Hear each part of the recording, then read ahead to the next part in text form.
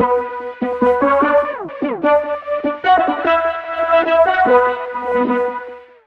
Danielle, welcome to the His and Her Money Show. Hey, thank you so much for having me. Super glad to have you here. You have a wealth of knowledge and you have a very, I'd like to say, down to earth story about how you've gained your high level of authority and knowledge around investing in the stock market. We know a lot of people in the audience have reached out to us, asked us questions about investing in the stock market. And so we knew that you were a trusted source of information that we can bring on to shed a ton of light on how to do it with wisdom. And so we're super glad that you were able to make some time for us. But for those who are not familiar with who you are and what you do, can you just say hello to everyone that's tuned in right now and let them know what you are all about? Yeah, I really appreciate that intro. Thank you. I feel like I am in the place of everybody listening because I was somebody who had no clue about investing or the markets or anything to do with finance. I was a corporate lawyer, so I knew something about companies, but not about the markets at all. And I frankly found them incredibly scary and wanted nothing to do with it. So I started to learn about finance and the markets and investing when I really had to. I started to get burnt out at my job. My hair started falling out. I started throwing up. I started getting fevers out of the blue. Like stress was coming out of me. And I was just exhausted and burnt out. And my dad is an investor. Wait. That's just not an investor. That is a ridiculously famous investor who has helped thousands, if not hundreds of thousands of people learn how to invest. And That's so I think true. that's such an important dynamic to your story.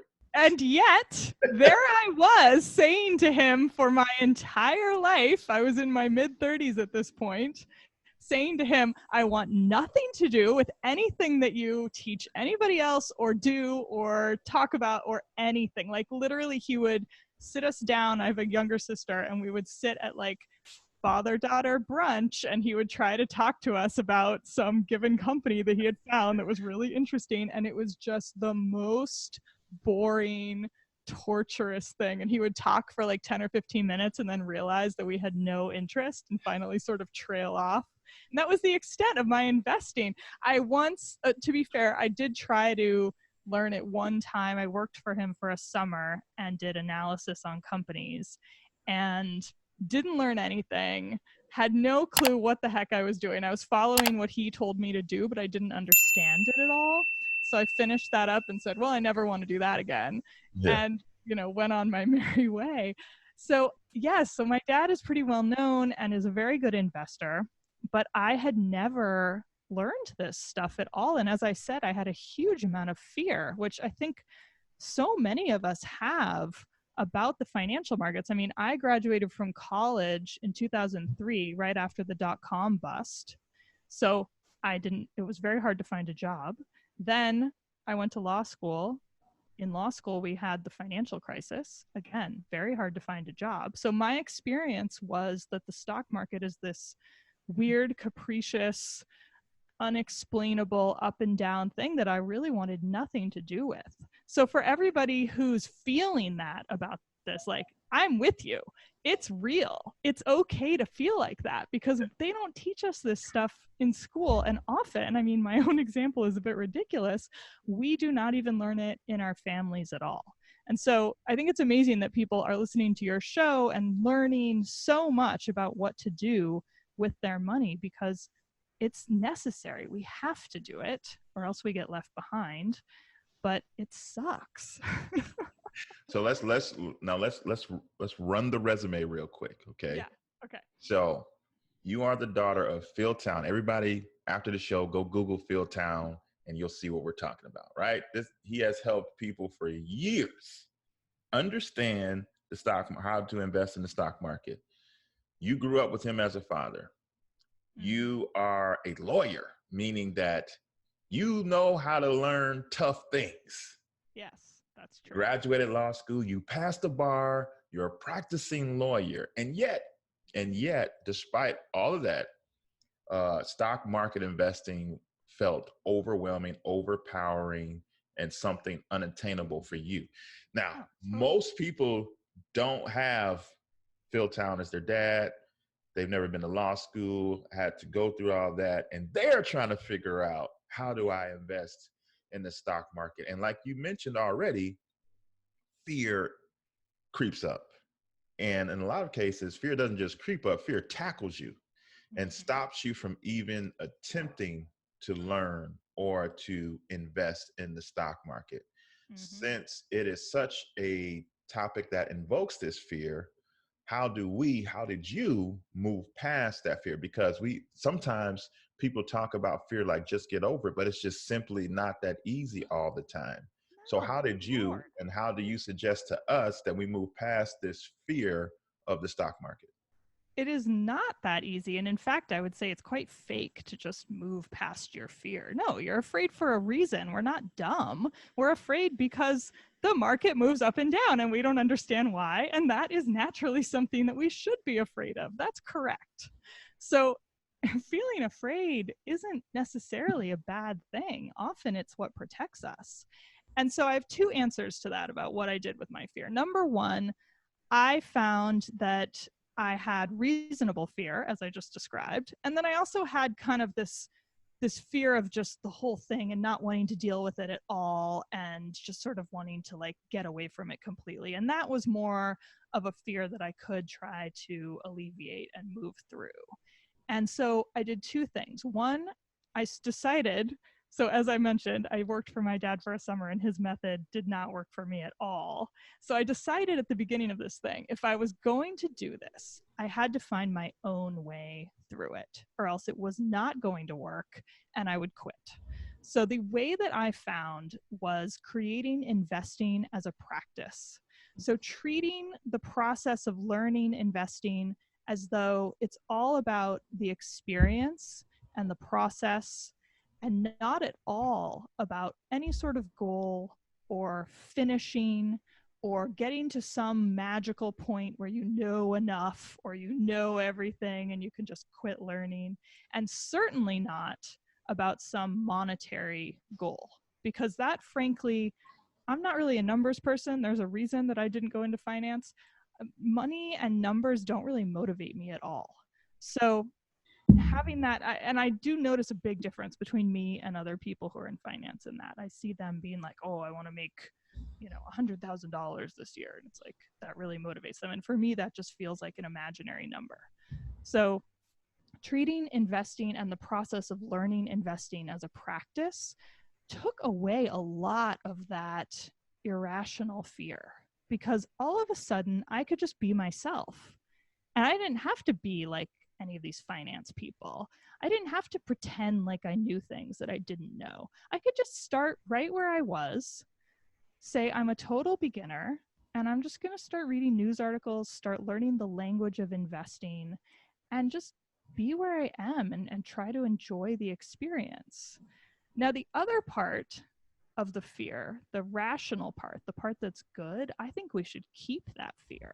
I think that fear is actually a huge advantage that we non natural investors, though those of us who are not naturally drawn to this stuff, I think that's a huge advantage that we have over the people who are into super risk and betting big and trying to be like wolves of Wall Street and all that stuff. I want nothing to do with that. And so for me, my fear that I consciously keep protects me now as an investor from making decisions that are hasty or rash or not well thought through. And so really being aware that I have this great advantage is pretty cool as I go through my investing practice now. So overall, I would say to us non-numbers people, it's okay to be us. Like, we are doing just fine. All we have to do is practice a bit and learn the basics and start moving forward. And we can get, if I can do it, anybody can do it. Why is this something that anybody should do? You said anybody could do it. Why is this something? Because I think a lot of us are comfortable with savings accounts, right? Because we get that, even though that doesn't generate much. But again, the stock market is scary. Why? why is investing in the stock market something that we should be taking much more seriously? I had the exact same question. I said, why do I need to do this at all? And first of all, I thought, well, why don't I just hand my money to somebody else who's much smarter than me and knows what they're doing, and they can just do it for me? Seemed like the perfect solution. So there's a couple of reasons why I had to learn this stuff on my own. Number one, and this is the one that blew my mind, inflation. Have you guys talked much about inflation on the show? No, go for it. So inflation, okay, we all know that it exists, right? But I had never thought about what inflation actually does to my savings. You just mentioned savings accounts. And so my thought was, cool, I will just save as much money as I can, essentially under my mattress, and not really care if I create much money with it, but it'll be safe. It'll be protected. And I said this to my dad, and I was like, I'm a complete genius, because my dad's entire sort of investing philosophy is, what's rule number one? Don't lose money. What's rule number two? Don't forget rule number one, which is a quote from Buffett. And I said to him, look at me. I'm not losing money. I'm amazing at this. Aren't you proud of me? And he just looked at me like I was the biggest idiot in the world. And he was like, what about inflation? And I said, what about inflation? I don't really know what you mean. So it turns out, here's what inflation does, which nobody had ever explained to me in my entire life. They should tell us this stuff in like third grade. What inflation does is reduce the buying power of the money you saved. Now, what that means in real life is that it's basically like you have less money every year thanks to inflation, because you can buy less and less goods with that money. So over time, it's a huge difference. Inflation is roughly 3% per year. And over year, that loses you a massive amount of your money, essentially. It's the buying power of your money, but it's essentially your money. So from doing nothing wrong, in fact, doing everything right, saving, being good with your money, being careful, putting it away, we are actually getting harmed, which to this day, like, absolutely it makes me mad. It's frustrating, but it's real. And so in order to just keep up with inflation, we have to do something with our money, investing, whatever, just to keep up at that roughly 3% per year average. That's like a lot. Like, we really have to do something about that. So when I found out about that, and then I found out about the power of compounding and how it's basically the opposite of inflation. The earlier you start putting money in and the more you can make in the early years, the more it grows exponentially year over year. It's rather extraordinary. If you Google like compounding charts, you'll look them up in there. They blow your mind in the last couple of years. And with those two things, plus realizing that I had no clue how to pick an advisor or a money manager who could adequately advise me, who knew what they were doing. I mean, I didn't even know how to tell if somebody knew what they were doing because I didn't understand the words they were using. I realized, okay, I at least have to get myself to the point where I can understand who is trustworthy with my money. Even if I never do anything on my own, at least I can know who to choose, or I can choose a fund, or I can choose an ETF, or I can choose an index, or I can have an opinion about this. And I understand the language and the vocabulary enough to where I can make an educated decision. So that's what got me going. And the inflation thing just like put it over the edge. All right, so let's talk about educated decisions, because what you, I should say, the style or the strategy of investing that your dad and yourself are known for is value investing. Mm-hmm. So break that down for us who have never heard that term before, because, you know, full transparency, our audience have only heard us for the most part talk about index funds, because that's what we personally invest in, is low cost mm-hmm. index funds, and we don't have individual stocks. We did, like when we first got married and we just wanted to give it a shot, we did some individual stock picking, and we were not familiar with this term until I read your book, value investing. It sounds very doable. It sounds like a very intelligent way to go about picking stocks. It's not just looking at just simply returns, but there's more to the equation. So can you give us kind of an understanding of what value investing is and how do we employ such a strategy? Yeah. Value investing has been made famous by Warren Buffett, who's generally considered the best investor in the world. He's made billions of dollars investing. And many of you probably know him as kind of this old guy from Omaha, Nebraska. And that's who he is. He's just this guy from Nebraska who's incredibly smart and has done incredibly well by choosing individual companies that have really good financial fundamentals, good people running them, and then he buys them at a lower price than their value, which is another way of just saying he buys them on sale, like you would buy like a TV on sale over Black Friday. Like he's looking for the Black Friday deals on companies. And he does that because then even if he's a little bit wrong in how good that company really is, or if there's a downturn in the overall economy, or if God forbid there's a terrorist attack or like something happens that makes the market go down or makes that company go down in the stock market, he has still purchased it at such a great price that he'll probably still do well. So value investing generally means buying cheap companies, companies that are on sale. And Buffett and his investing partner, Charlie Munger, have made it into more of a, they call it focused value investing sometimes. And they buy a smaller number of companies, generally like 10 to 15 companies at a time, which compared to many portfolios with hundreds of companies in them, which is what you would typically consider a quote unquote diversified portfolio. They own such a small number of companies that are publicly traded. And they just choose really, really good ones that they find on special cheap prices. And so that's, oh, and I should say it's very long term. This is how this is vital. It's very long term because it takes a while for those companies to have the prices go back up to where they should be, to their value, to have them go off sale essentially. So they might hold a company for 30 years. I think they've held American Express. They're huge shareholders in American Express. I think they've held that for 40 years now. Wow. And it's, you know, I actually don't know. It's probably quadrupled or more than that, probably 10 times over returns.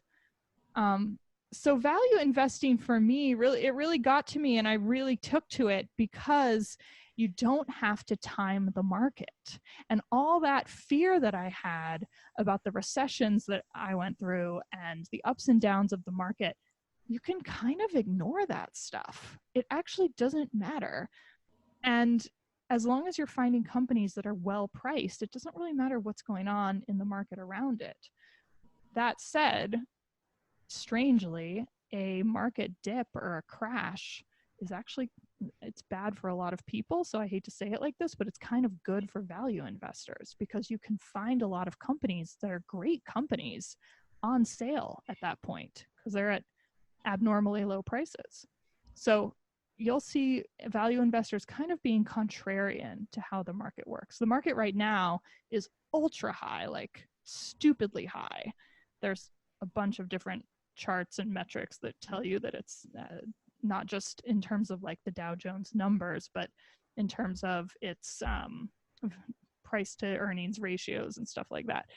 It's very, very high, and it's very hard to find companies on sale right now. So value investors are actually not doing that well in this market, which is going up and up and up and up. So it's an interesting sort of strategy because it's very contrarian to what the market's doing. So just to be clear, when you say getting companies on sale, looking for Black Friday type deals, you're not talking about penny stocks, are you? You could be. Okay. It really doesn't matter. I mean, what matters is that you understand the company. Okay. So this is where let me just say from the beginning, this comes from Charlie Munger, who is Warren Buffett's investing partner. And Charlie Munger says there's 4 principles of good investing. Number 1, you have to be capable of understanding the company.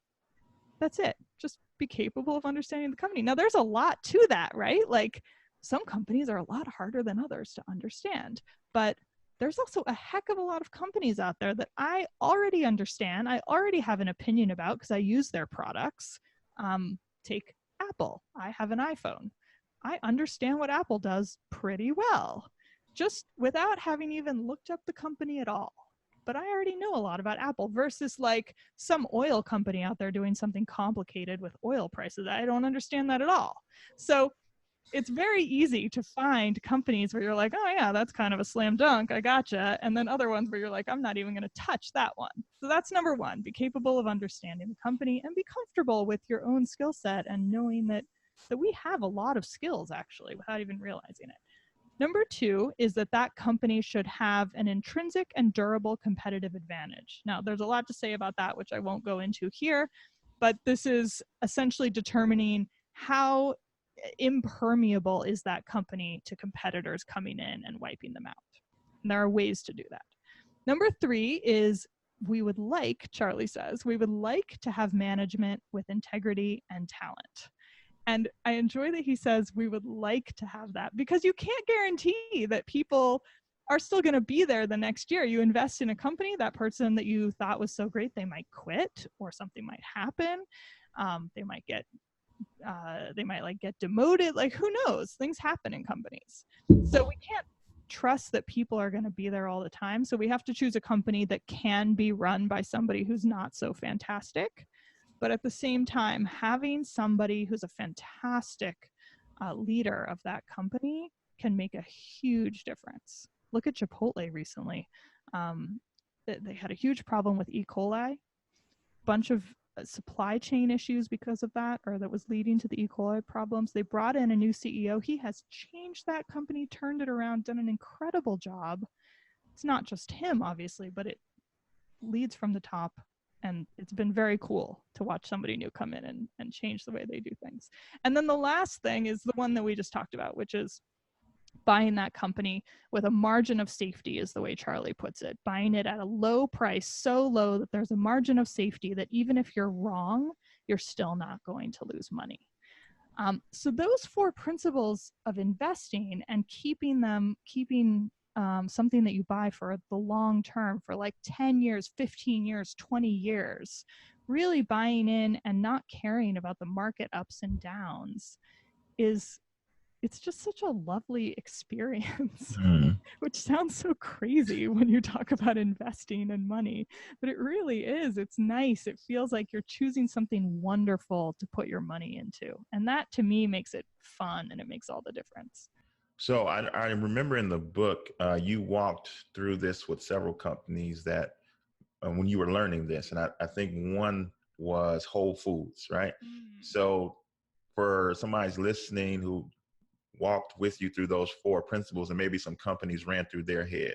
Now, how did a company comes to mind? Say for them, it's Whole Foods. How did you say, I use Whole Foods, maybe this would be a good company? So can you kind of talk us through how you, on the surface, said Whole Foods might be a good idea, and then how you walked through those 4 steps to figure out whether or not investing in Whole Foods was a good idea for you? I love Whole Foods so much. It's just my first love, and I'll never forget it because it was the first company I ever invested in, and I was so scared, and then had a great outcome. So yeah, Whole Foods came about because to Charlie's 4 principles, I add, just for me, I care about what a company is doing in the world. I care about their values and how much they're helping the world in addition to whatever it is that they're doing with their actual company. So for me, I call that my mission. I want to have a mission-oriented company, purposeful company.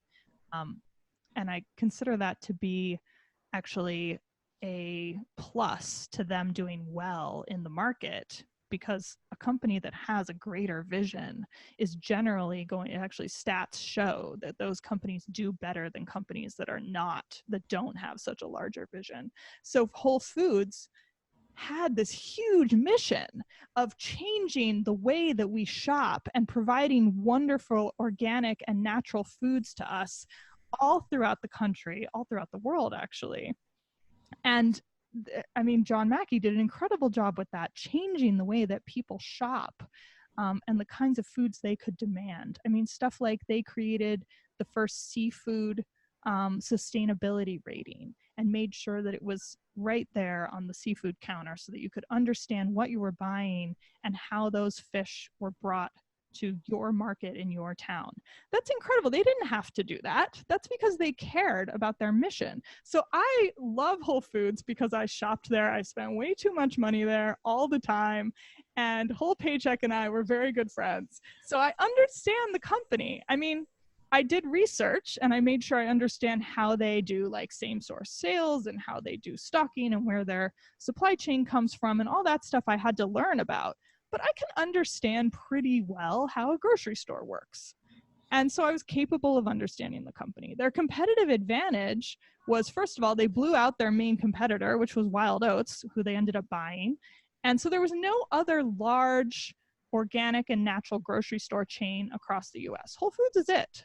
Nobody's been able to come close. So their main competitor actually was conventional, and still is, conventional grocery stores putting organic foods on their shelves. And that's actually been a huge competitor to Whole Foods. And in the last few years, they were actually not doing as well because of that, because it was easier to go to Safeway or whatever your conventional grocery store was and just buy your organic food there rather than going to a specialty store like Whole Foods. But I still thought that they had a very strong competitive advantage because people seek out Whole Foods. They have a really strong brand. They know what they're going to get. Their employees are fantastic and care about what they're doing.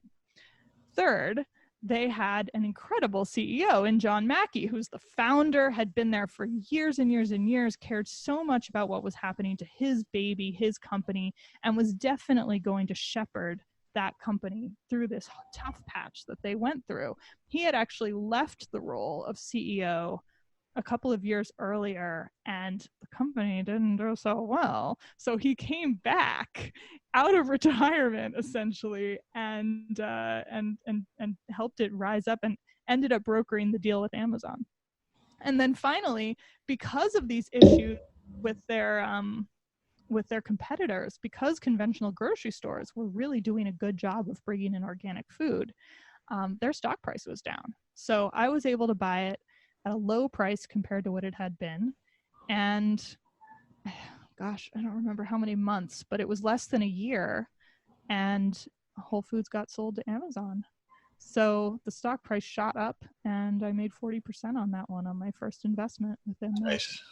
So what are we using to research? So we have a company in mind. How do we find out who the CEO is? How do we find out their competitive advantage? And like, how are we at some point, I'm assuming in the evaluation process, because you mentioned that in this strategy, you're looking for margin, you're looking for stuff on sale. So how do we find out about the company, the CEO, and how do we figure out if there is that margin? And although this company may be a company we believe in and to check the other blocks, how do we know if at the price it's at right now, there may be some room for error, like you said?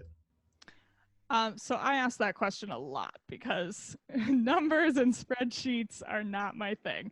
To answer your first question, the way that we find out about these companies, about industries, about really whatever you want to find out about something to do with a potential investment is, first what I do is I just search online for that company name and then investor relations, and that'll bring up their investor relations website, and it'll bring up all of their filings, or it should anyway. They should point you to their filings with the SEC, the Securities and Exchange Commission. Every public company that we can buy on the stock market has to file regularly with the SEC, and so we have access to all sorts of information right at our fingertips on our computer. I mean, it just blows my mind, the amount of information that we can get at a second's notice just by typing something in on my couch. Whereas before the internet, you literally had to pay like $50,000 a year to these services that would gather up all of these filings and put them in a book and mail it to you 4 times a year with the quarterly filings. Or what my dad did is he went to the library because they had that book for free. and he would just spend hours at the library going through these pages of boring financial filings. And we could just look it up on our computer. I mean, it's the most incredible revolution of information that I think people don't really realize how much power we have over our money and over our finances just through the internet. So first of all, that's how you find that. And yes, the annual reports and the filings can be dense and boring, but they can also be totally awesome and fun. And trust me, it gets fun after a while. And so then as far as the actual financials and figuring out what price you want to pay, that I'm going to refer you to my book, Invested, because we have three different equations of determining price and value. And I demanded 3 from my dad because they're all kind of estimations. They're not going to get you to some specific gotcha, like this is the price number. What they're going to do is kind of triangulate it. And so you'll get different answers from each of the 3. And the way I use them, and these are not super complicated equations, which is why it's sort of an estimate. They're easy enough that I can understand them, and I built myself a spreadsheet and I just put in the numbers to figure them out. And so they'll give you different answers, but the answers should be roughly pointing towards a general, okay, this seems like a good price. And then that's where I use principle number 1, understanding the company, to say, okay, this price makes sense to me, or it doesn't make sense to me, and therefore I don't understand this company well enough. So it all feeds into each other, figuring out what that price is. But it's not an exact science, and that's something that's really taken a lot of practice for me to get comfortable with, that I know what I'm doing well enough with these equations to be able to choose a good price. And that really just takes a little bit of experience and practice. So now part of the process of evaluating the company involves the research. And like you mentioned, like you saw the CEO was doing, great things. The company had changed the system about rating the seafood. But you also teach in your book, Invested, to not let emotion be involved in your decision making, your final decision. So how do we, toe that line? You may want to invest in this company because of how much you believe in it, and you see the good work that they're doing, but you still have to not let emotion be the thing that guides you deciding whether or not to invest in this particular company. So how do we toe that line, so to speak? Mm-hmm. It's a lot easier than it sounds. So like right now, Tesla is a company I love and I want to support, and I want to support electric cars. And I can't believe how good Elon Musk has done at changing the face of our roads, and how many huge automotive companies are now coming out with electric cars because Tesla forced them to do it finally. It's fantastic. And yet the stock price of that company is nuts. It would cost more to buy that company than it would cost to buy Ford Motor Company right now. Wow. And that's after a huge drop in their price. It's crazy. So people are buying Tesla because of exactly what you just said, emotion. They care about the company. They love the mission. They want to support it. They feel like it could be doing huge things in the future. So I can have those feelings and also do my investing practice, check it out, take, half an hour and look at Tesla for a second and realize, like, oh yeah, I can still love that company. I can still love the mission. I just don't need to put my money into it because it doesn't meet Charlie's 4 principles. And that's simple. I can still go buy myself a Tesla if I want to support the company, right? But I don't have to support it with my investing dollars. And I think understanding that difference just comes when you start to really engage with the power of your money. I mean, that's something that's really come out for me in this practice. Is I avoided my money completely before this, really had no connection to it, tried to not really think about it. And now I can really feel powerful with my money and with my choices, and understanding that it supports me, it supports my family, and it supports a greater cause in the world makes me feel like there's some responsibility to really choose well-run, well-priced, great companies. And if it doesn't meet all of those things, then I do not put money into it. You have to be as certain as possible, because I'm going to be married to that company. I'm going to be in it for 10 to 20 years. This is a very big thing. Warren Buffett says, think as though you have a punch card, like at the gym or something, like you have 20 punches on a punch card, and you only get to buy 20 companies in your entire life. Meaning, like, you can only buy stock in 20 companies in your entire life. That's the way Buffett talks about it. Now, he's bought more than that, and he doesn't mean it literally, but that's the level of commitment that you should have before you put your money into something. And I think I really dislike how there's such the conversation around stocks and investing is really more of a conversation around speculating and betting.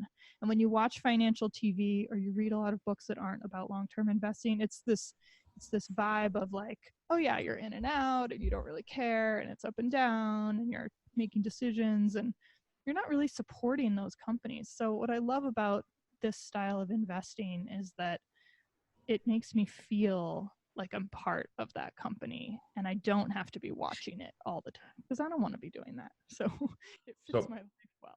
How do you deal with it? Because on one hand, you're teaching us to find companies that we believe in, that we're willing to be committed to partner with 10, 20 years for the long term. Mm-hmm. But, you're going to get your statements in the mail. You're going to see the news, and it's going to be full of, like you said, ups and downs, ups and downs. How do you deal with the emotion of the ups and downs while still maintaining the fact that you want to be committed to this stock, or this company, I should say, for the long term? That is such a good question. Such a good question, because that is real and that happens. First of all, there's a weird feeling of like, how sure are you about this investment the moment that price goes down from where you bought it? And my dad, I think, calls it the emotional rule of investing. As soon as he buys a stock, it is guaranteed to go down. And so going in with that understanding of the emotional rule of investing and that attitude, you got to be really sure before you buy it that you understand that it probably will go down from where you bought it. And that's actually because you understand the company, you're totally confident in why you bought it. That's actually just a great opportunity to buy more at a lower price. That's pretty nice. When you're excited for something to go down, it's a really strange feeling, but it's pretty great. And so then, let's say some rocky stuff happens, some stuff that maybe wasn't expected in that company. When that happens, first of all, to be completely real, I generally don't know about it because I don't follow really, really closely day to day the companies that I'm interested in. I just don't like doing that. My dad thinks that's silly, but I don't want to be somebody who's tracking stocks. Like, I don't want to be watching the markets going up and down. It's just not a good part of my life. I'm really interested in learning about exciting things people are doing, and that does mean sort of watching what's happening in general, but day to day, I don't watch it. So first of all, I just don't pay attention. And then secondly, when things do happen with these ups and downs that are big enough to pay attention to, then what you do is you just go back and you figure out, did that change the reasoning for why I chose this company? And maybe it will. Maybe, if it were Whole Foods and some huge grocery store or Amazon, for example, was really threatening Whole Foods, and they had come out with a fantastic new offering, that might have changed my opinion of the next 10 years of Whole Foods, and I might have sold the company at that point. Or maybe it would have been something that I didn't think would actually affect the way I thought about it. So at that point, you just go back and you rethink your reasoning and your opinion about that company and decide what to do from there. So one of the things you learned was to learn this on your own and not be totally dependent upon a third party to do the investing for you. So for those who want to take that approach, how do they invest in the stock market on their own? Well, first of all, I think you have to get really comfortable with your investing practice.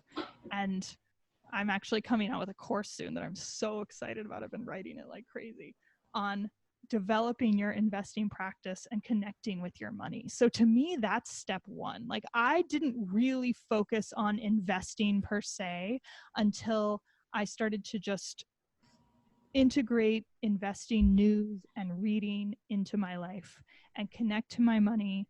And yes, I read about Munger, and I sort of got a sense of like long-term value investing. But really what I was doing was just reading investing news and business news and getting a sense of the language. There's so many words, there's so much vocabulary that are simply words that we normal people don't use. And so when you're reading an article and going through and you're going like, I only understood half of that, it makes you feel dumb. And so you don't go read another one, or you often don't even finish that article. Maybe this is just me, but this is how I am. So over time, over about 2 to 3 months, I started to learn that language. I started to learn the vocabulary, and I sort of had this moment at some point where I thought, oh my God, I just read an article about something to do with investing, and I understood the whole thing. And that's a really nice moment. So to start, I would say it's not so much about like individual companies. It's not so much about, don't even plan to put money into the market. It's about learning and connecting with your money and understanding that engaging with your money gives you a whole new power when you're putting it into great companies in the market. And from there, and then there's a whole emotional component to it, which so many of us have deep emotions about our money, about our families, about relationships and money. Money is extremely scary for a lot of us. And it's not the markets and it's not finance, it's just us. We all have that to some extent. And so engaging with my money and starting that practice really brought up some old wounds around money that I hadn't even known were there, but were clearly the reason that I had avoided learning this investing thing for my entire life from my dad, who knew a lot about investing, which is on its face ridiculous. But I'd always thought I just wasn't interested in numbers. I'm not a finance person, so that's what I just thought it was. I had never really engaged enough to touch those wounds. But what I discovered, and I wrote about this in my book, was that I actually didn't trust my dad when it came to money.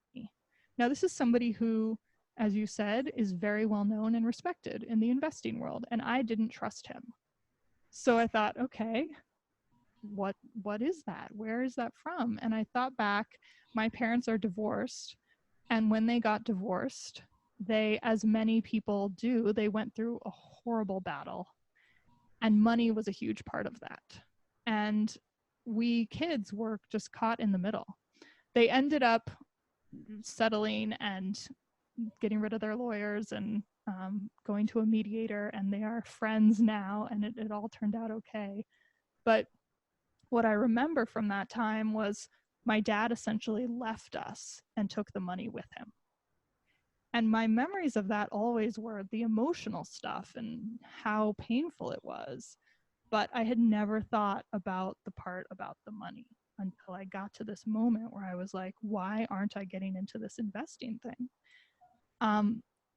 And just being aware of that is a huge step.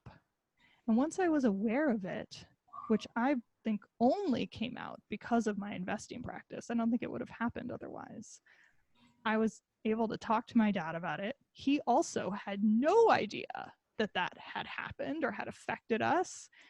And we actually had kind of an amazing discussion about it. Like, as now I'm an adult, I could kind of understand the stuff he was going through, and he could understand what I as a kid went through. And it's just, so we kind of healed some wounds there. And that's not going to happen for everybody. You know, there's stuff that just isn't going to get healed, but understanding what it is that's holding us back, I think, is worth every moment of learning about this investing stuff and really starting to touch and engage with our money.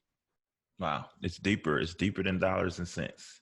It has to be, right? Yeah. Because dollars and cents is not that interesting on its own. Yeah. It's got to be deeper than that. I mean, money, what's money about? Money's about supporting our families and having great experiences with people we love and having the freedom to do what we want without having to go to a crappy job or depend on a salary to pay off our loans, to not worry about having enough health insurance if we get sick, like all those worries. Money is what makes things easier for us. It doesn't create happiness, but it can create unhappiness. And when we think about that perspective of like, I'm doing this for a better life, it changes the way you spend your time. Wow. All right. Tell us all about the book Invested. It is, I thoroughly enjoyed it. So for those who are interested in diving deeper into learning about value investing, and you went super deep in the book, and a lot of this stuff that you shared with us today, you really have some great examples and you give a lot of practical strategy around it. So tell everybody more about it and where they can pick it up. Thank you. That's so nice of you to say. I really wanted to write a book about investing that was fun to read, because I had never read a book about investing that was fun to read. So my goal was to write something that you could read on the beach and have fun with. And now people send me pictures on social media of them reading the book on the beach, and it's the best. Awesome. So it's called Invested, and you can find it in paperback. It just came out in paperback, or in hardback on Amazon, at any bookstore. And you can find out more about what I'm up to and like that course that I mentioned at danielletown.com. And that'll be out in October. And you can listen to our podcast called Invested Podcast anywhere you get your podcasts. And I'm on social media under Danielle Town. Awesome. Danielle, you have shared a wealth of information that is going to be helping a whole lot of people. So we are super glad that you're able to make some time for us and come on the show today. Thank you. It's been so fun. Thank you so much.